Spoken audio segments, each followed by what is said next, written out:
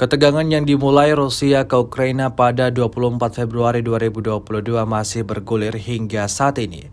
Sudah hampir 1 tahun konflik kedua negara bertetangga ini tak kunjung surut. Selama 11 bulan belakangan, berbagai peristiwa telah terjadi di Ukraina akibat invasi.